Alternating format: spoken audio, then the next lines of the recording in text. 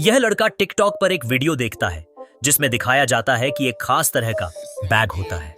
इसमें जूते को डालकर वॉशिंग मशीन में कुछ डिटर्जेंट पाउडर मिलाया जाता है और फिर जूता एकदम चमकदार और साफ हो जाता है। यह देखकर वह लड़का बहुत खुश हो जाता है और तुरंत ही वह बैग ऑनलाइन मंगा लेता है। तो दोस्तों, क्या इस लड़के का जूता भी उसी तरह से साफ हो पाएगा या नहीं?